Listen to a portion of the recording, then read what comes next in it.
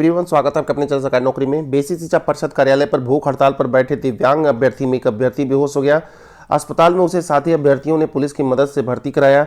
Police के भी काफी मनोबल के बाद भी अभ्यर्थी धरना प्रदर्शन छोड़कर नहीं उठे। के जो सचिव थे प्रताप सिंह बघेल, उन्होंने भी वहां पहुंच करके अभ्यर्थियों के सामने अपनी बात रखी। कहा कि आप लोगों की समस्याएं जो ज्ञापन है वह शासन को भेज दिया गया है, निर्णय शासन को लेना है, हमारे हाथ में कुछ नहीं है इस समय। तो इसलिए आप लोग धरना प्रदर्शन छोड़िए और अपने अपने घर जाइए, इंतजार करिए। जैसे ही कुछ हम लोगों के पास डिटेल आता है आपको बता दिया जाएगा। अभ्यर्थियों की मांग बस इतनी है कि आरपीडब्ल्यूडी एक्ट 2016 के तहत 4% इन्हें आरक्षण मिलना चाहिए। साथ ही जो बैकलॉग की सीटें हैं उन्हें 2019 के इस वैकेंसी में, यानी कि 2018 वाली वैकेंसी में 2019 में जो परीक्षा हुई थी 69,000, उसमें जोड़ने की मांग चल रही है। उसको बस नहीं जोड़ा जा रहा है, 4% आरक्षण नहीं दिया जा रहा है, जिसको देखते हुए अभ्यर्थी अभी भी धरना प्रदर्शन पर लगातार इतने दिन से बैठे हुए हैं, लेकिन उनकी एक नहीं सुनी जा रही है। वहीं अगर बात करें संशोधन वाले अभ्यर्थियों की, तो उन्होंने एक हफ्ते से लगातार उन्होंने आमरण अनशन शुरू कर दिया है। 1 महीने बीत गए धरना प्रदर्शन को लेकर के। सामान्य अहिंसा वाला धरना प्रदर्शन है, चुपचाप शांति से बैठे हुए हैं।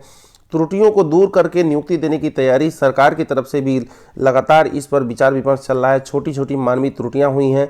इसमें अगर बात करें कितने अभ्यर्थी हैं, तो लगभग 790 अभ्यर्थी ऐसे हैं जो चयनित हैं और उन्हें स्कूल आवंटित नहीं किए गए हैं, क्योंकि इनकी काउंसलिंग की गई, इसमें कुछ न कुछ इनकी त्रुटियां आई, जिससे इतने अभ्यर्थियों को घर बैठा दिया गया है और इनकी कोई भी तरह की नियुक्ति प्रक्रिया में कार्य इनका आगे नहीं बढ़ाया जा रहा है। इसी को देखते हुए अभ्यर्थी एससीईआरटी कार्यालय पर धरने पर बैठे हुए हैं। अगर इस प्रक्रिया की बात करें, अगर इन्हें लाभ मिलता है तो 300 के आसपास चयनितों को तुरंत फायदा मिलेगा। फिर जो शेष अभ्यर्थी बच जाएंगे 790 में, उन लोगों को भी फायदा मिलेगा। लगभग 1000 के आसपास ऐसे अभ्यर्थी हैं जिनके किसी न किसी आवेदन में या इनके सर्टिफिकेट वगैरह में त्रुटियां हैं, जिससे इन्हें मौका नहीं मिल रहा है। लेकिन सरकार की तरफ से इसमें किसी तरह की अब हीला हवाली नहीं दिख रही है, क्योंकि अभी तक तो बिल्कुल शांत थे, लेकिन इस पर कुछ न कुछ निर्णय लिया जा रहा है। जो विधि विभाग के जो एक्सपर्ट लोग हैं उनकी राय ली जा रही है कि किसी तरह से आगे चल के कोई दिक्कत ना आए। गाइडलाइन का भी पालन करना है। 4 दिसंबर को इन्होंने गाइडलाइन जारी किया था, लेकिन इतना विवाद बढ़ गया उस गाइडलाइन को लेकर के। गाइडलाइन में बहुत सारी खामियां थीं, जो मैंने आपको शासनादेश के माध्यम से आपको एक वीडियो डाल के बताया था। उसमें उसकी क्या खामियां थी वो भी बताया था, क्या होना चाहिए वो भी बताया था। तो उस तरह अभ्यर्थियों ने उसका विरोध किया और अब जाकर के उनकी मांगों को पूरा करने का समय आ गया है। अब कुछ ही समय बाद उनका ये जो है निर्णय लिया जाएगा कि क्या करना है इसमें, क्योंकि बहुत दिन से ये मामला चल रहा है। लगभग 1 महीने बीत गए। शासन के अधिकारी ना ही इस पर कोई जवाब दे रहे हैं, ना ही अभी कोई रिपोर्ट सौंपे हैं। इसी कारण विलंब हो रहा है शासन की तरफ से। जब मैंने अभी जल्दी ही वीडियो डाला था, उसमें बताया था, मैंने आपको दिखाया था कि 75 डिस्ट्रिक्ट के जितने भी कैंडिडेट हैं, क्यों उनका क्या चीज़ डिटेल नहीं मिला, तो उनकी जो विसंगतियां थीं उनको अभी शासन स्तर तक नहीं पहुंचाया गया है। यानी कि सारी लापरवाही इसमें बीएसए की है। बीएसए के पास अभ्यर्थियों ने प्रत्यावेदन दिए थे। जो अभ्यर्थी नहीं दे पाए थे वो एससीईआरटी पर धरना दे रहे थे, उस समय भी उन्होंने प्रत्यावेदन दिया था। कुछ अभ्यर्थी ऐसे भी हैं जो जान नहीं पाए कहाँ प्रत्यावेदन देना था। तो ऐसे अभ्यर्थी बीएसए कार्यालय पर जाकर के संपर्क करें, अपना प्रत्यावेदन देने का प्रयास करें, किसी भी तरह प्रत्यावेदन अपना जमा करें, ताकि आगे आने वाली त्रुटियाँ जो आपके सामने हैं, जो त्रुटियां आपके सामने हैं, उस त्रुटियों को दूर कराया जा सके। यूपी ट्रिपल एससी की प्रारंभिक परीक्षा, जिसे पेट कहते हैं, पेट के लिए सरकार ने कमर कस ली है और इसके लिए शासन स्तर पर मुहर लगाने के लिए सरकार के पास भेजा गया है। क्या होगा इसका खाका वाका, तो 100 प्रश्न इसमें दिए जाएंगे, जिसमें आपको 2 घंटे का समय दिया जाएगा, 120 मिनट का। और इसमें माइनस मार्किंग भी है, 1/4 माइनस मार्किंग है। और इसमें बात करें जिसे 0.25 आप कहते हैं, परीक्षा की बात करें तो इसको पास करने के बाद आपको मेंस के लिए बुलाया जाएगा। मेंस ये प्रयास किया जा रहा है कि ऑनलाइन कराया जाए, जबकि जो प्री परीक्षा होगा पिट, ये ऑफलाइन ही कराया जाएगा।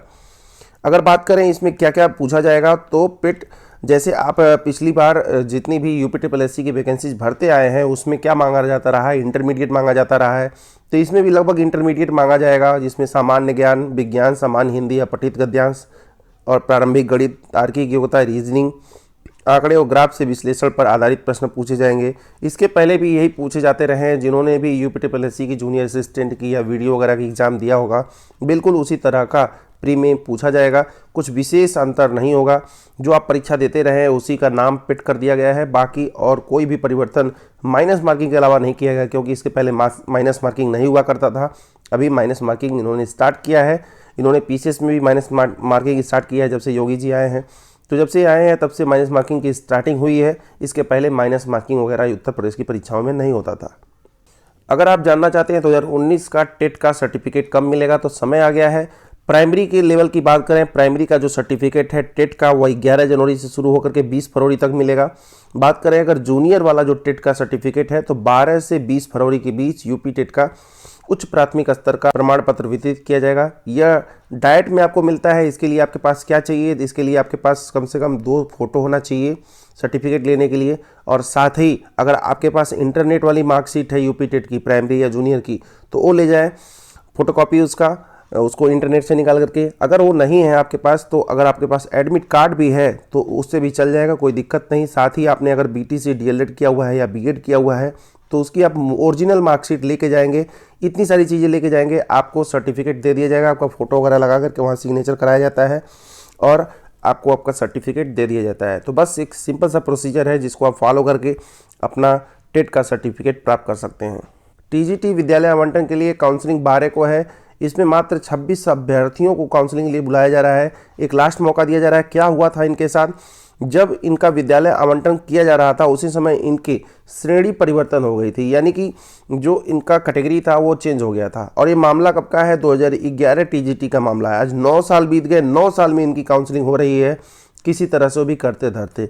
तो ऐसे में लास्ट मौका दिया जा रहा है और अब की बार इन लोगों की काउंसलिंग हो जाएगी। ये लोग विद्यालयों में दिखाई देंगे। 9 साल बाद ये लोग अध्यापक बनने जा रहे हैं। एनआईओएस से डीएलएड करने वालों को इसके पहले रोक दिया गया था कि उनका जब टेट का सर्टिफिकेट आया था उसमें नीचे लिखा हुआ था कि एनआईओएस वालों के लिए टेट का सर्टिफिकेट मान्य नहीं होगा। अभ्यर्थी काफ़ी विरोध किए, उसके लिए हाईकोर्ट वगैरह गए।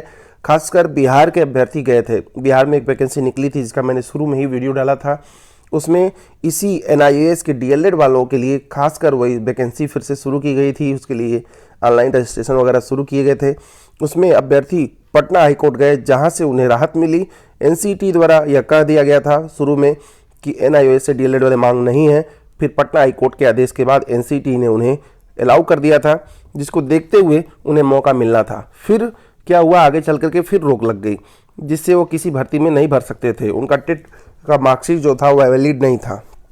ऐसे में फिर एक बार मौका दिया गया है जो आगे आने वाली वैकेंसी चाहे, क्योंकि चुनाव का समय है तो सब कुछ वैलिड है। चुनाव का समय जब बीत जाता है, दूर रहता है, तो कुछ भी वैलिड नहीं होता है। वैलिड चीज़ों को भी वैलिड नहीं करते हैं। तो लगभग 1.5 लाख ऐसे अभ्यर्थी हैं जो एनआईओएस से डीएलएड किए हुए हैं। इनको जो इनके पास टेट की मार्कशीट है वो वैलिड होगी। ये लोग आगे आने वाली टेट सीटेट को भी आप अप्लाई कर सकते हैं। आने वाली वैकेंसी जो है, जो 51,000 वैकेंसी आने वाली है उत्तर प्रदेश में, उसको भी ये लोग भर सकते हैं। साथ ही बहुत बड़ा इनको मौका दिया गया है। साथ ही इन अभ्यर्थियों की संख्या इसी नेक्स्ट टीचर वाली वैकेंसी में बढ़ रही है, जिसको देखते हुए तमाम अभ्यर्थियों को मौका मिलेगा। साथ ही कई अभ्यर्थियों को मौका से वंचित भी होना पड़ेगा, क्योंकि अभ्यर्थी आएंगे तो अभ्यर्थी की ही सीट लेते हैं। बात करें टेट की, तो टेट 7 मार्च तक कराने के लिए ट्वीट किया गया है। किसके द्वारा ट्वीट किया गया है, तो जो प्रशिक्षु हैं उन्होंने मांग की है कि जल्द से जल्द टेट को कराया जाए, और जैसे ही पंचायत चुनाव समाप्त होता है तुरंत ही उसके बाद आप लोग सुपर टेट की तैयारी कर दें, सुपर टेट की वैकेंसी निकाल दें। तो टेट के बाद सुपर टेट निकलना है, सरकार का भी कहना है, लेकिन किसी तरह का लेट लतीफ़ी न करें। इसके लिए अभ्यर्थियों ने मांग की है कि टेट के तुरंत बाद सुपर टेट कराया जाए। तो अगर मार्च में टेट होता है तो इसका रिजल्ट मान के चलिए आप अप्रैल तक आएगा, और अप्रैल में अगर वैकेंसी सुपर टेट की निकाली जाए तो जून के पहले एग्जाम नहीं हो पाएगा सुपर टेट का। तो जून में अगर एग्जाम होता है तो जुलाई में ये लोग काउंसलिंग करा करके विद्यालयों में चाहे तो भेज सकते हैं। फिलहाल देखिए आगे अभी क्या होता है। तो फिलहाल अभी के लिए बस इतना ही। धन्यवाद।